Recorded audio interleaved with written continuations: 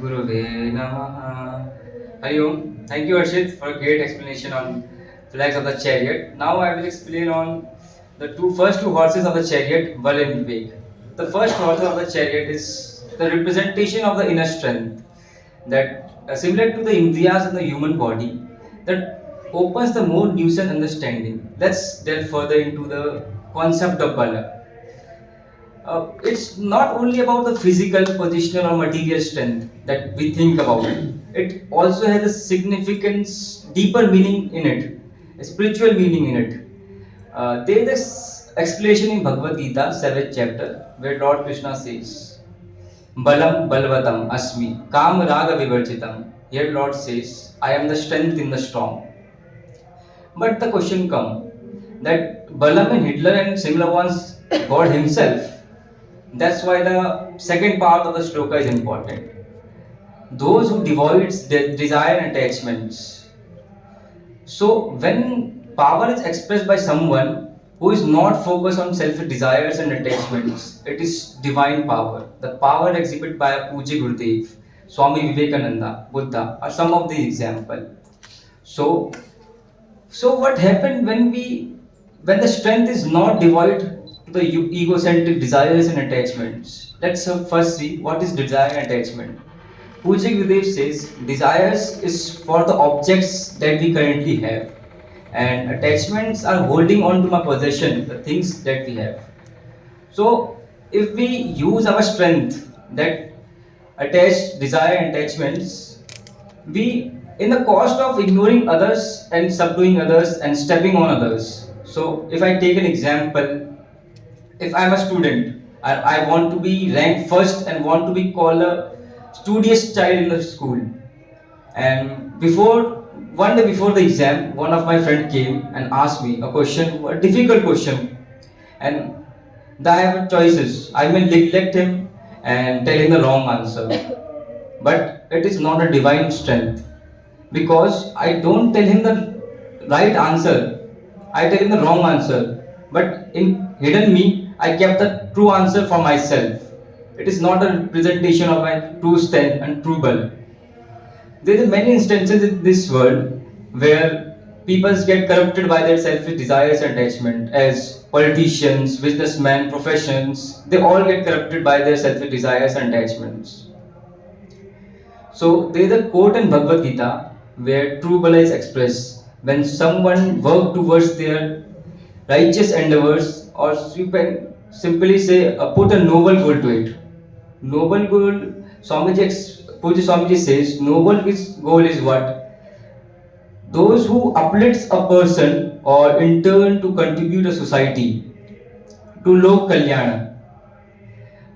There is a similar story where Saint and Alexander the Great. Alexander was very fond to Hindu yogis and want a yogi to Greece. So he started searching a yogi in the forest. He search many here and there and finally found a yogi sat under a tree. And he do all the means to pursue the yogi, but yogi show no interest in him. So at last Alexander lost his patience and shouted, Do you don't know me who I am? I am the Alexander the Great the conqueror. The yogi show no interest in him and sat calmly under the tree. And at last the Alexander said, I will cut you into pieces. The yogi sat calmly and looked into the Alexander's eyes and said, Son, you made two statements that neither of them is true. First, you said, you can cut me into pieces. Yes, you can cut me. You can injure my physical body, but my soul is eternal and immortal. And secondly, you said, you are Alexander, the great conqueror. But in fact, you are nothing. You are slave of my slave. The Alexander, known to his folly, put the sword aside and asked the yogi what he meant. I really want to know. The yogi said calmly and said, I conquered the anger through the process of meditation. See at you, how easily get better of you.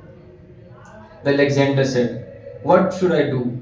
The yogi showed Alexander the true bala, true strength. True strength is that do, don't distract by your emotions and the sense that you have. Always walk on the path of dharma and righteousness. There are similar instances in Ramayana where the true Bala can be sensed.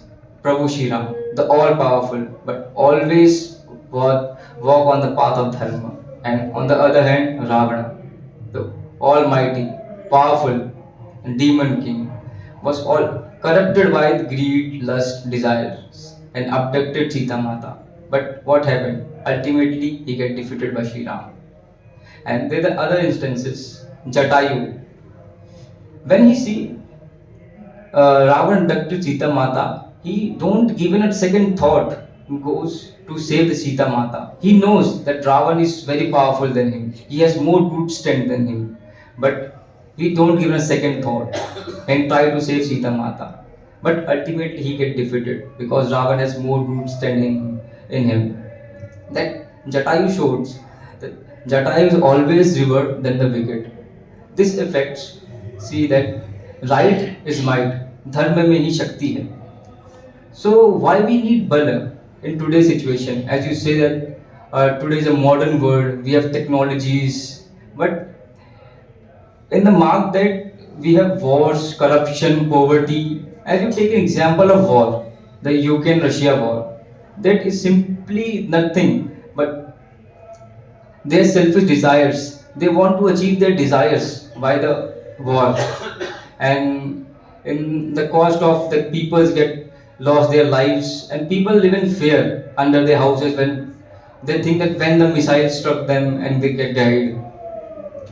So if we say that true strength is when we realize that we have to walk on path of dharma and always choose the righteous actions to it. As we walk, or I say that second horse is Viveka. Viveka is the most important quality of our intellect to discern and distinguish between what is right and what is good for us, and what is duty from non-duty, what is essential from non-essential. It is our duty of our intellect to distinguish between that we choose to what we have our priorities in it.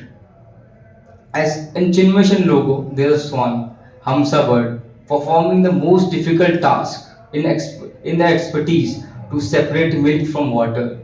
This was the pinnacle of Viveka Buddhi we have to achieve. As you said, can say this is too much. How can we achieve that?